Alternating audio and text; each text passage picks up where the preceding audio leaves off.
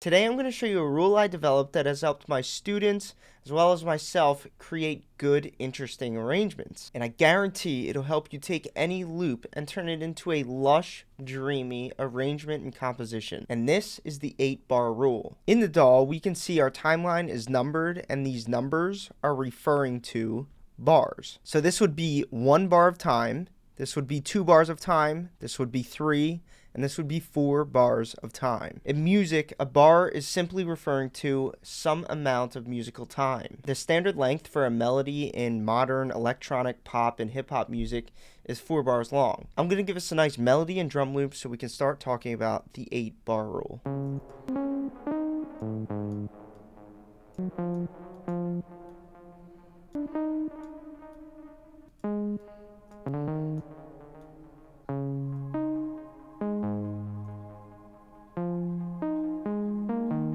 Let's add some drums.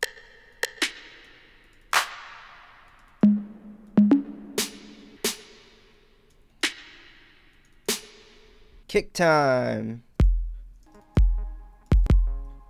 Here's a weird loop.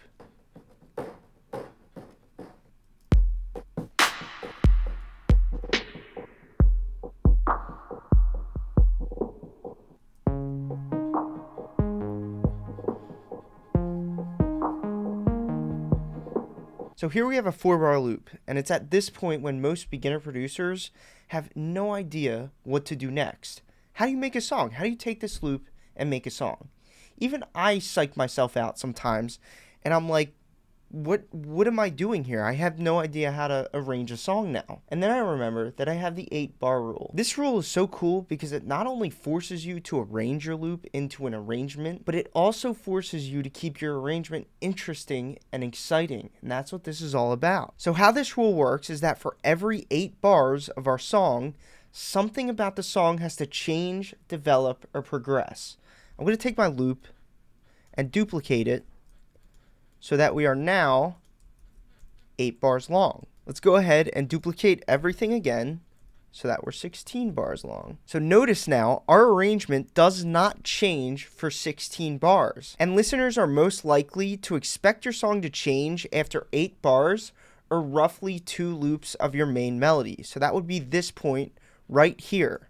Something has to happen to my song. And then I'm going to have to do something right here, and then 8 bars later, I'm going to have to do something there, and so on and so forth. Let's get to work. I'm going to get rid of my drums here because I don't need them in my intro. I could have them in the intro, but it's easier to start minimal and then grow your song from there. All right, so the way I look at my transitions every 8 bars is that I have a front side of the transition and then the back side of the transition. I'm gonna move my drums up to this transition here. So I'm not gonna have any drums for the first 16 bars of this arrangement. And then what I want is I wanna make this transition a very subtle development. So I'm gonna create a new instrument,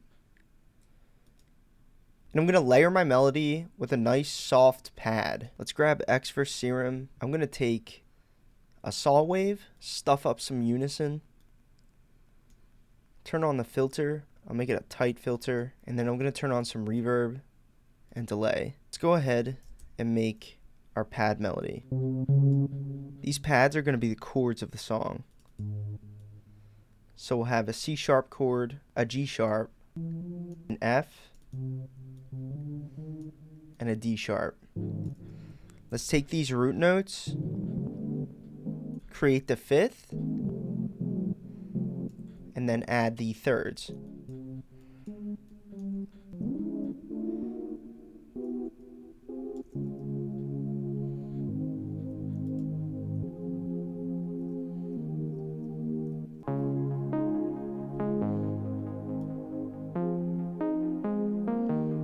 So that takes care of my backside transition. And for the front side of my transition, one of my favorite things to do for frontside transitions is take the main melody and add some passing notes. I'm going to take this part of the melody,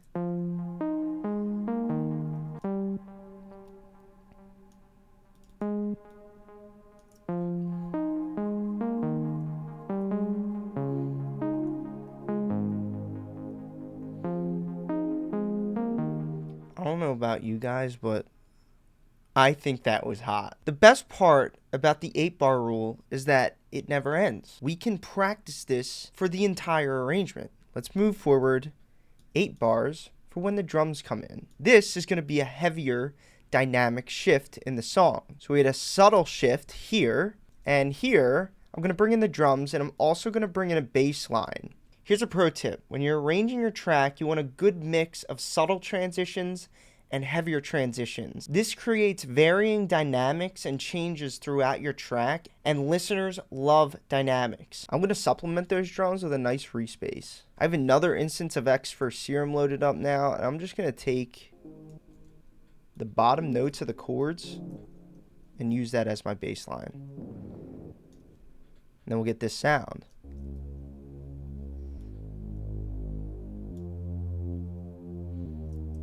Can we make it deeper? Yeah, we can make it deeper. So here's the backside change of my transition. For the front side, I'm going to do that same trick where we took those passing notes of the main melody. And I'm just going to make sure that that happens every other loop. Or in other words, on the front side of every 8-bar transition.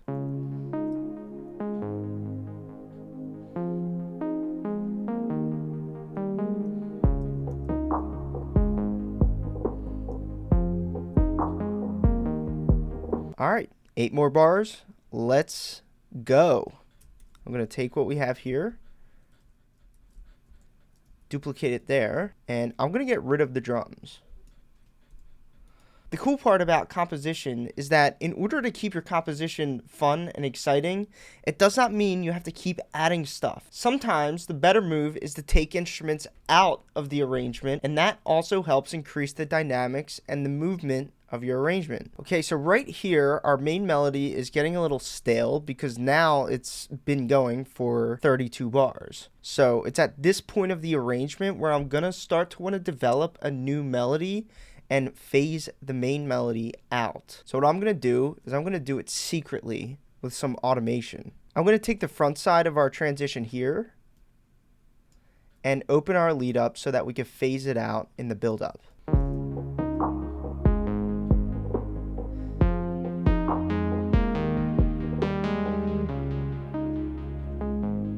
So then we go quiet again, but I'm going to make it really quiet.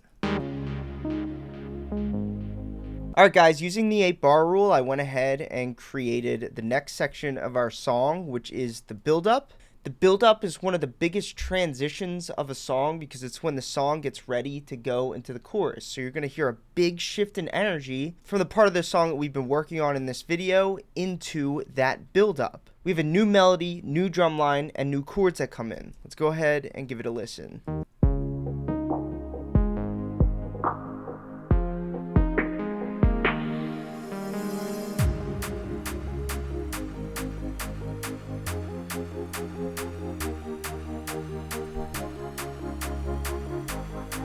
Yeah, and then we go into some cool drop that I didn't make yet. And even in the drop, I would apply the 8-bar rule. So there you go, guys. There's the 8-bar rule. Bottom line is keep your arrangement changing and developing every 8 bars. It just helps keep the song interesting. If you'd like to know more about song arrangement and every element of music production, I have a course for beginner producers, and it's linked at the top of the description below. Course students also get access to my inner circle where you can send me as many of your songs as you would like for my feedback on them, as well as ask me any music production question that you would like. If that sounds like something you're interested in, like I said, there's a link at the top of the description below, and I'll see you in there. As always, thanks for watching, and stay tuned for next video.